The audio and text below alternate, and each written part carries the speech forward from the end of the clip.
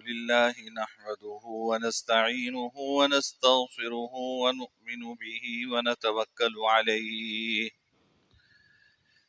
ونعوذ بالله من شرور أنفسنا ومن سيئات أعمالنا من يهده الله فلا مضل له ومن يضلله فلا هادي له ونشهد أن لا إله إلا الله ونشهد أن سيدنا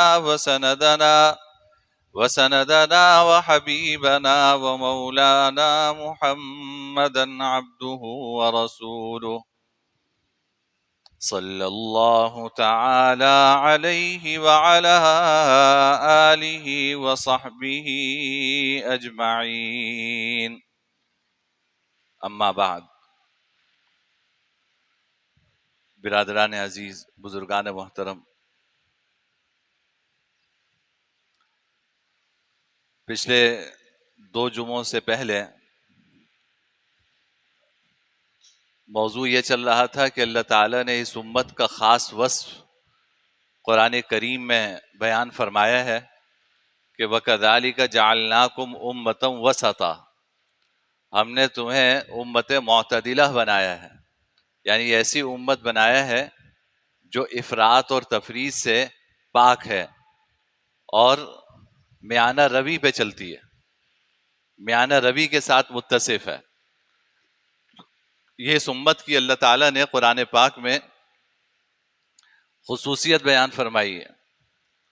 میں پچھلے کئی جمعوں میں یہ عرض کر چکا ہوں کہ اللہ نے یہ خصوصیت اس امت میں کئی اعتبار سے رکھی ہے، عقائد کے اعتبار سے، عبادات کے اعتبار سے، معاشرت کے اعتبار سے، معاملات کے اعتبار سے، ہر لحاظ سے اللہ نے اس امت کو امت معتدلہ بنایا.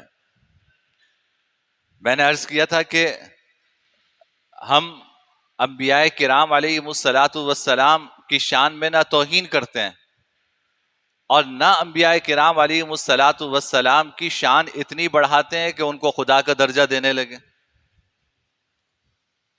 یہ اس امت کا اعتدال ہے.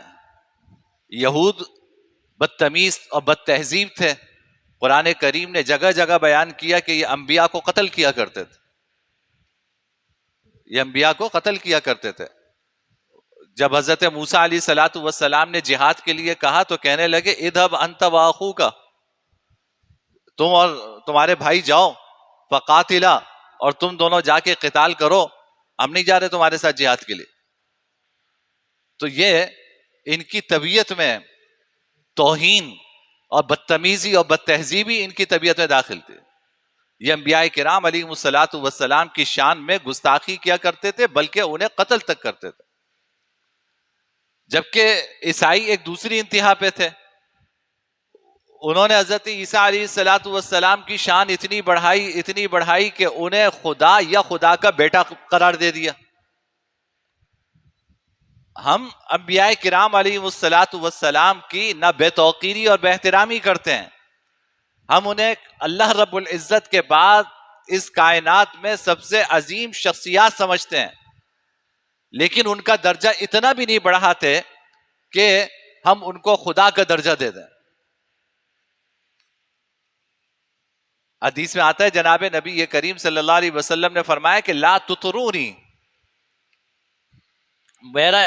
میری تعریف میں اتنا مبالغہ نہ کیا کرو، میری تعریف میں اتنا مبالغہ نہ کیا کرو. انما انا عبد اللہ ورسولہ، میں تو اللہ کا بندہ اور اللہ کا رسول ہوں، میں تو اللہ کا بندہ اور اللہ کا رسول ہوں، میری تعریف میں اتنے مبالغے سے کام نہ لیا کرو. حدیث میں جناب نبی کریم صلی اللہ علیہ وسلم نے اس سے منع فرمایا، اور آپ نے فرمایا کہ میرے مرنے کے بعد میری قبر کو سجدہ گاہ مت بنا لینا، جیسے پچھلی امتوں نے اپنے نبیوں کی قبروں کو سجدہ گاہ بنایا. لا تجعلوا قبری مسجدا، میری قبر کو سجدہ گاہ مت بنانا کہ میری قبر پہ آ کے سر جھکانے لگو، سجدہ ریز ہونے لگو، عبادت کرنے لگو. اللہ عبادت کے لائق ہے بس. فرمایا کہ جیسے پچھلی امتوں نے اپنے نبیوں کی قبروں کو سجدہ گاہ بنایا، میری قبر کو اس طرح سجدہ گاہ مت بنانا. تو اتنی اعتدال کی تعلیم انبیاء کرام علیہم الصلاۃ والسلام کے حوالے سے دی، حضرات اولیاء کرام علیہم الصلاۃ والسلام کے حوالے سے دی، ایمان اور عمل کے اعتبار سے اتنی اعتدال کی تعلیم دی. ان ساری باتوں پر میں پچھلے جمعوں میں عرض کر چکا ہوں. آج جو مجھے اس موضوع کے حوالے سے بات کرنی ہے وہ یہ کہ دیکھیے، ہم بچپن سے سنتے چلے آ رہے ہیں، آج بھی ہر ایک کی زبان پہ نام ہوتا ہے کہ بھائی دیکھو، حقوق اللہ اور حقوق العباد، حقوق اللہ اور حقوق العباد، اللہ کا حق اور بندوں کا حق. اگر قرآن و سنت کی تعلیمات کو تقسیم کیا جائے تو دو طرح کی تعلیمات ملتی ہیں. کچھ تعلیمات وہ ہیں جن کا تعلق اللہ تعالیٰ کے حق سے ہے، حقوق اللہ سے ہے، اور کچھ تعلیمات وہ ہیں جن کا تعلق بندوں کے حق سے ہے، حقوق العباد سے ہے. حقوق العباد کا مطلب تو میں اور آپ سب سمجھتے ہیں کہ بھائی ماں باپ کا حق ادا کرنا، ماں باپ بندے ہیں نا، تو ان کا حق ادا کرنا یہ حقوق العباد کی قبیل سے ہے. پڑوسیوں کا حق ادا کرنا حقوق العباد کی قبیل سے ہے. اسی طرح بیوی بچوں کا حق ادا کرنا یہ بھی حقوق العباد ہے. رشتہ داروں کا حق ادا کرنا یہ بھی حقوق العباد ہے. آفس میں ساتھ کام کرنے والوں کا حق ادا کرنا یہ بھی حقوق العباد ہے. تو شخصی طور پر بندوں سے متعلق جو حقوق ہوتے ہیں ان کو حقوق العباد کہا جاتا ہے، اور کچھ حقوق اللہ تعالیٰ کے کہے جاتے ہیں. مثلا نماز پڑھنا یہ اللہ تعالیٰ کا حق ہے، براہ راست کسی بندے کا حق نہیں ہے. یہ نماز پڑھنا یہ اللہ کی تعظیم و تکریم کرنا ہے، یہ اللہ تعالیٰ کا حق ہے. روزہ رکھنا اللہ تعالیٰ کا حق ہے. حج کرنا اللہ تعالیٰ کا حق ہے. زکوٰۃ دینا، جاتی زکوٰۃ غریب کے پاس ہے لیکن ہے حق اللہ تعالیٰ کا، اللہ تعالیٰ کا حق ہے. لیکن سوال یہ ہے کہ اللہ تعالیٰ تو بے نیاز ہے، تو اللہ تعالیٰ کو ان حقوق کی تو ضرورت ہی نہیں ہے. تو پھر اس کا کیا مطلب ہے کہ یہ اللہ تعالیٰ کا حق ہے؟ بھائی دیکھو، میں ایک بیٹا ہونے کی حیثیت سے، ایک باپ ہونے کی حیثیت سے، ایک شوہر ہونے کی حیثیت سے، ایک پڑوسی ہونے کی حیثیت سے میں ذاتی طور پر اس بات کا محتاج ہوں اور مجھے اس کی ضرورت ہے کہ میرا جو حق ہے مجھے دیا جائے. اگر آپ مجھے میرا حق ہر حیثیت سے نہیں دیں گے تو میری زندگی مشکل ہو جائے گی. لیکن اللہ تعالیٰ تو بے نیاز ہیں، وہ تو لوگوں کو دینے والے ہیں، ان کو ہم سے کیا چاہیے؟ تو لوگ اس کا مطلب نہیں سمجھتے کہ اللہ تعالیٰ کے حق کا کیا مطلب ہے. علماء نے لکھا کہ ہم جو اللہ تعالیٰ کا حق جن چیزوں کو کہتے ہیں حقیقت میں وہ بھی بندوں کا حق ہے. بس اتنا فرق ہے کہ پڑوسی ہونے کی حیثیت سے آپ ذاتی طور پہ کسی کا حق ادا کرتے ہیں، اور اللہ تعالیٰ کے حق کے نام پر آپ جو کچھ کرتے ہیں وہ اس سے پوری مخلوق خدا کو فائدہ پہنچتا. اس کو میں تھوڑا سا اور سمجھاتا ہوں.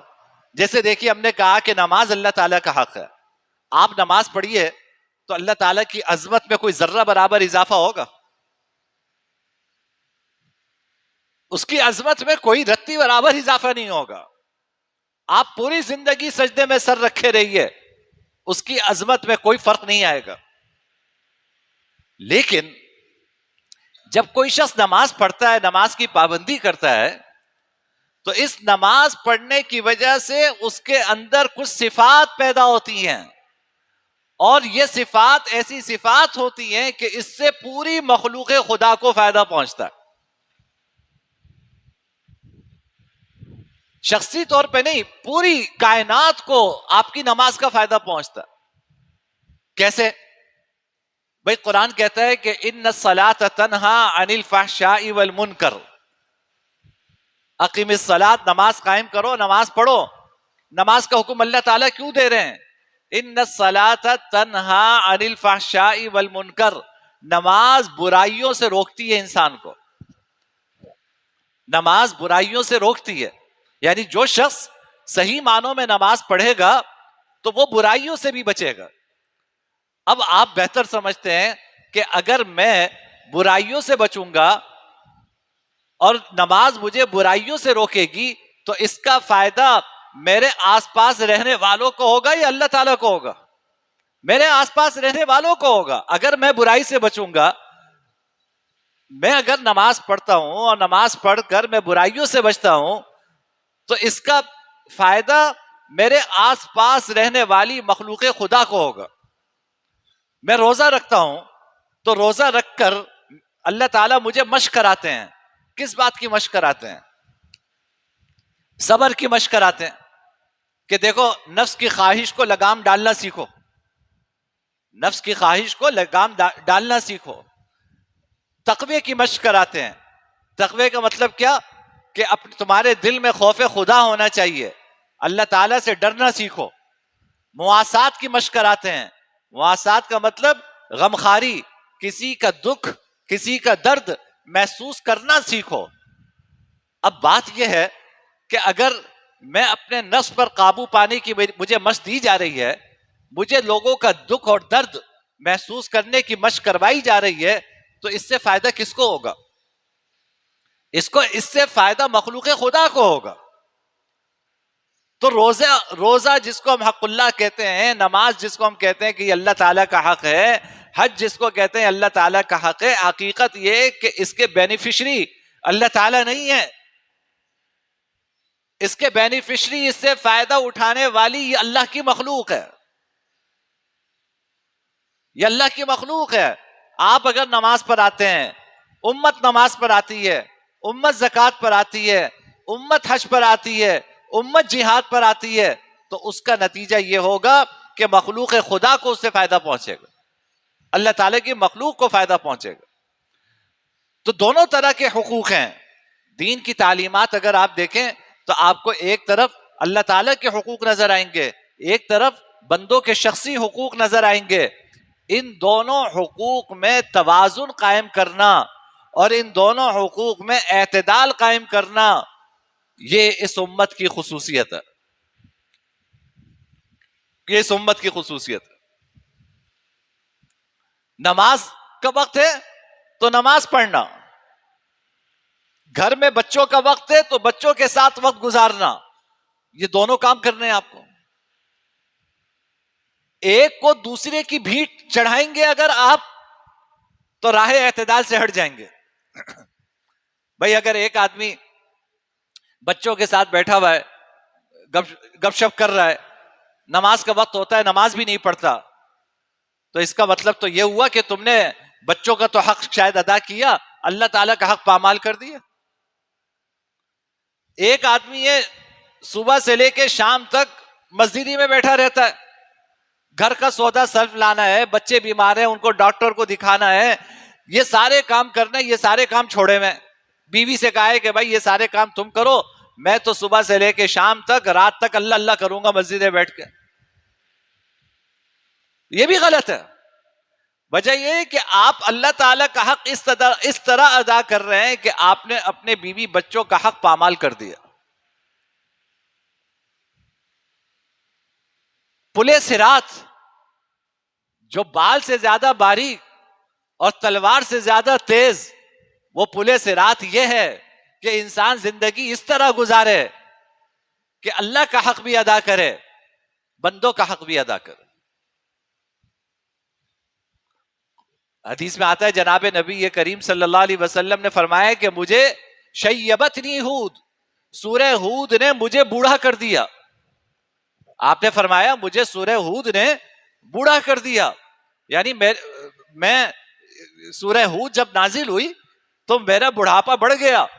صحابہ نے پوچھا کہ یا رسول اللہ کیا بات ہے؟ بلکہ علماء نے اب اس میں غور کیا، ذات صحابہ کرام نے غور کیا کہ سورہ ہود میں کیا مضمون ہے ایسا کہ جس نے آپ کو بوڑھا کر دیا. بہت بڑی تعداد میں ذات صحابہ کرام اور علماء کرام کی رائے یہ ہے کہ سورہ ہود میں ایک آیت آئی ہے، اس آیت نے جناب نبی کریم صلی اللہ علیہ وسلم کو بوڑھا کر دیا. وہ آیت ہے سورہ ہود کے آخر میں فاستقم کما امرت. اے محمد، آپ کو جو حکم دیا جا رہا ہے ہماری طرف سے اس پر استقامت کے ساتھ رہیے، نہ دائیں جھکیے نہ بائیں جھکیے، نہ افراط کا شکار ہوئیے نہ تفریط کا شکار ہوئیے. جو احکامات ہم نے دیے ہیں ان پر میانہ روی کے ساتھ، اعتدال کے ساتھ، استقامت کے ساتھ قائم رہیے. یہ وہ حکم ہے کہ جناب نبی یہ کریم صلی اللہ علیہ وسلم فرماتے اس نے مجھے بوڑھا کر دیا. وجہ اس کی یہ ہے کہ میانہ روی کے ساتھ زندگی گزارنا اس سے مشکل ترین کام دنیا میں کوئی نہیں ہے.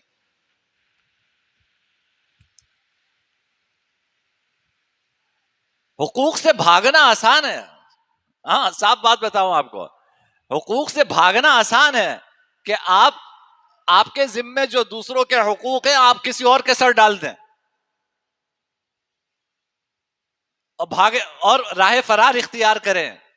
یہ شاید آسان ہے، لیکن اس طرح زندگی گزارنا کہ بیوی بچوں کا بھی حق ادا کریں، اس طرح زندگی گزارنا کہ رشتہ داروں کا حق بھی ادا کریں، اس طرح زندگی گزارنا کہ پڑوسیوں کا حق بھی ادا کریں، اور اس طرح زندگی گزارنا کہ اللہ کا حق بھی ادا کریں، یہ کوئی آسان کام نہیں ہے.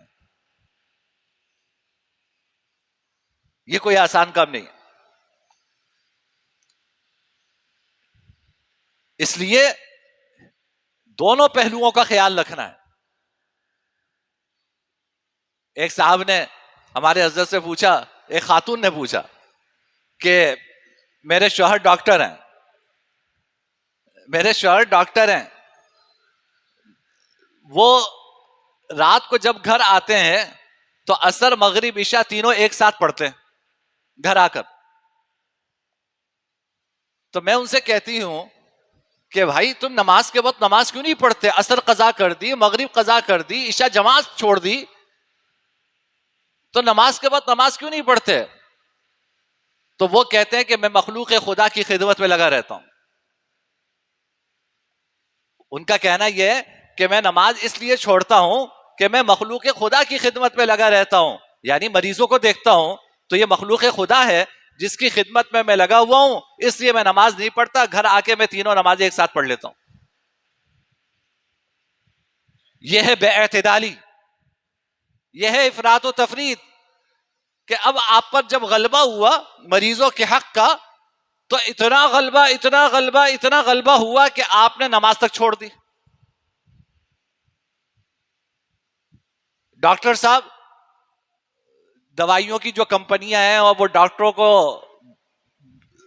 ملک سے باہر لے جا کے سیر کرواتی ہیں، سب پتہ ہے نا آپ کو کہ جو ہم اور آپ دوائیاں خریدتے ہیں تو دوائی کی لاگت تو بمشکل 10 روپے بھی نہیں ہوتی، بازار میں بکتی 100 روپے کی ہے. یہ 100 روپے 90 روپے جو دوائیوں کی کمپنیاں میری اور آپ کی جیب سے نکالتی ہیں وہ کہاں جاتے ہیں؟ کچھ تو سیٹ کے پیٹ میں جاتے ہیں اور کچھ ڈاکٹروں کو رشوت کی شکل میں جاتے ہیں. وجہ یہ کہ ڈاکٹر یہ دوائی لکھتا ہے اس کمپنی کی، بقیہ فارمولا تو ایک ہوتا ہے، بقیہ کمپنی چھوڑ کے ایک کمپنی کی ڈاکٹر دوائیاں لکھتا ہے، اور وہ دوائی لکھ کر کمپنی اس ڈاکٹر کو باہر کی تفریح کرواتی ہے، سیر کرواتی ہے، کبھی کہاں لے گئے کانفرنس کے نام پر 3 4 دن، ایک ہفتہ یہ ڈاکٹر باہر گھوم کر آتے ہیں. تو سوال یہ کہ اس وقت بندوں کا حق کیوں نہیں یاد آتا؟ آپ نے مریضوں کا اتنا خیال ہے آپ کو کہ آپ نے نماز تک چھوڑ دی. تو سوال یہ کہ آپ کو مریض کا اتنا خیال کیوں نہیں ہوا کہ آپ اس کو 500 روپے والی دوائی لکھ رہے ہیں، حالانکہ وہی کام اس کا 200 روپے والی دوائی میں بھی ہو سکتا ہے. تو اس وقت یہ درد دل کہاں گیا؟ آپ ان کمپنیوں کے ہاتھ میں کیوں کھیل رہے ہیں کہ ان کی دوائی لکھنے کی وجہ سے آپ کو یہ ساری مراعات مل رہی ہیں، آپ کے گھر کا ایسی تبدیل ہو رہا ہے، آپ کے گھر کا فرنیچر تبدیل ہو رہا ہے، یہ کمپنیاں یہ سارا کام کرواتی ہیں. لیکن شاید آپ کو اتنا پتہ نہ ہو، یہ راز ہم تک پہنچ جاتا ہے. وجہ ہے کہ لوگ آ کے پوچھتے ہیں کہ جی یہ فرنیچر تبدیل ہو رہا ہے، کروا لوں یا نہیں کرواؤں؟ تو یہ سارے کام جو ہے وہ فرنیچر تبدیل ہو رہے ہیں، بیرونی ممالک کے دورے ہو رہے ہیں، یہ ساری تفریح ہو رہی ہے، تو اس وقت یہ درد دل کہا جاتا ہے؟ آپ لیبارٹری سے ٹیسٹ لکھواتے ہیں، تو سوال یہ کہ آیا اس ٹیسٹ کی ضرورت بھی تھی یا نہیں تھی؟ اور اگر یہ ٹیسٹ آپ نے 4 ٹیسٹ لکھوائے تو یہ ضرورت ایک ٹیسٹ سے پوری ہو سکتی تھی یا نہیں ہو سکتی تھی؟ نہیں، 4 ٹیسٹ لکھوائیں گے، وجہ یہ کہ آپ کو لیبارٹری والوں کا بھی ٹارگٹ پورا کرنا ہے، ان کے بھی ٹارگٹس ہیں کہ آپ کو روزانہ کم سے کم اتنے مریض ریفر کرنے ہیں جو آ کے لیبارٹری میں ٹیسٹ کروائیں، تو پھر اس کے نتیجے میں آپ کی یہ مراعات ہیں اور آپ کے لیے یہ سہولت ہیں. یہ عام ہے، اس کو کوئی برائی نہیں سمجھتا، اس کو کوئی رشوت نہیں سمجھتا، حالانکہ عین رشوت ہے یہ، لیکن رشوت نہیں سمجھتا. اس کو کہتے ہیں کہ جی ہم نے تو اس کو ریفر کیا ہے اور ریفر کرنے کی ہمیں فیس ملی ہے. بات یہ ہے کہ تم نے ریفر کرنے کی فیس کس بات پہ لے رہے ہو؟ تم مریض کا جو معائنہ کر رہے ہو اس کی فیس لے رہے ہو یا نہیں لے رہے؟ جب آپ مریض کا معائنہ کرنے کی فیس پوری لے رہے ہو تو اس کی خیر خواہی کا خیال رکھنا یہ آپ کی ذمہ داری تھی. آپ نے اس سے فیس بھی لی اور اضافی پیسوں کے لیے آپ نے اس کے 4 ٹیسٹ بھی کروائے. آپ نے 200 کی دوائی چھوڑ کر 500 کی دوائی بھی لکھی. یہ ساری خیانت آپ نے مریضوں کے ساتھ کی، لیکن اس کو کوئی برا نہیں سمجھتا. لیکن نماز اتنی ہلکی چیز ہے کہ 3 وقت کی نمازیں قضا کر دی. کیوں قضا کر دی؟ کہ مریضوں کو دیکھ رہا ہوں. تو یار مریضوں کو دیکھنے میں کیا 10 منٹ کا انسان وقت نہیں نکال سکتا کہ عصر کی نماز عصر کے وقت پہ پڑھے، مغرب کی نماز مغرب کے وقت پہ پڑھے، عشاء کی نماز عشاء کے وقت پہ پڑھے؟ کیا 10 منٹ آپ نہیں نکال سکتے؟ یہ ساری بے اعتدالیاں، یہ بے اعتدالیاں. اللہ نے ہمیں اس امت کو امت معتدلہ بنایا ہے. امت معتدلہ کا مطلب یہ ہے کہ نماز کا وقت ہو تو تم نماز کی طرف جاؤ، بیوی بچوں کا حق کا وقت ہو تو اس وقت بیوی بچوں کا حق ادا کرو، جس وقت رشتہ داروں کی خوشی غمی میں شریک ہونے کا وقت ہے اس وقت رشتہ داروں کی خوشی غمی میں شریک ہو. جس وقت اللہ تم سے جو حکم پہ عمل کرنا چاہتے ہیں اس وقت اللہ کا وہ حکم پورا کرو. یہ زندگی ہے. حضرت عائشہ صدیقہ رضی اللہ تعالیٰ عنہ فرماتی ہیں کہ جناب نبی کریم صلی اللہ علیہ وسلم گھر میں ہوتے تھے تو ہمارے ساتھ بے تکلف رہتے تھے.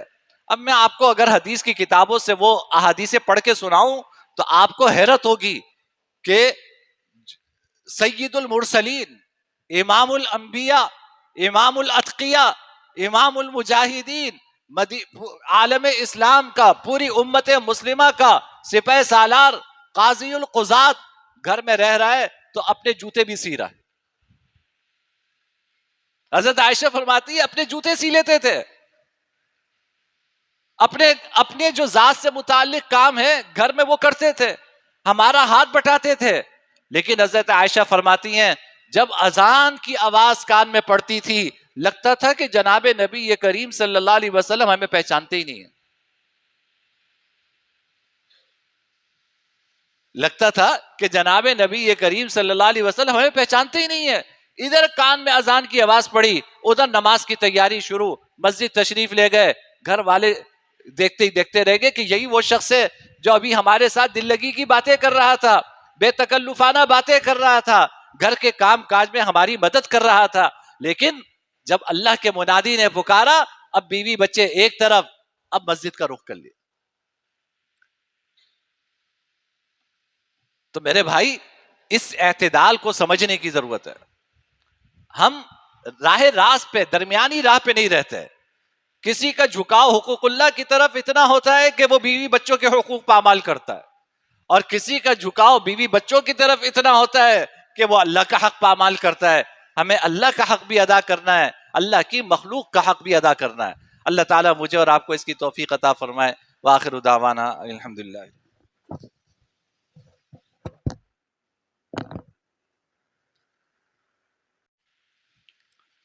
الحمد لله الأكرم الذي خلق الإنسان وكرم وعلمه من البيان ما لم يعلم، فسبحان الذي لا يحصى امتنانه باللسان ولا بالقلم.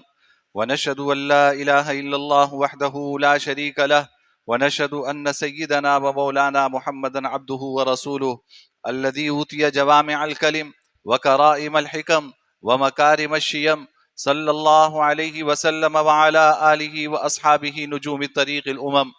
أما بعد، فإن علم الشرائع والأحكام وأعظم فرائض الإسلام، ومن ثم أمر به وحث عليه تعليما وتعلما.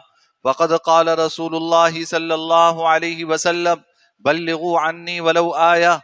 وقال عليه الصلاة والسلام: من سلك طريقا يلتمس فيه علما سهل الله له به طريقا إلى الجنة. وقال عليه الصلاة والسلام: من يرد الله به خيرا يفقهه في الدين.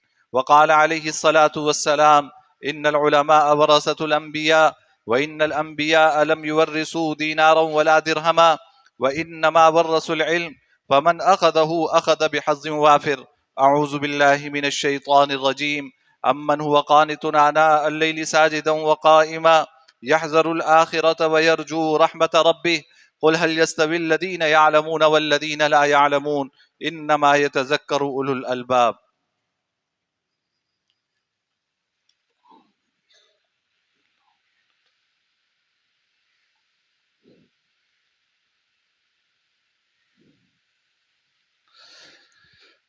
الحمد لله يستعينه واستغفره ونعوذ بالله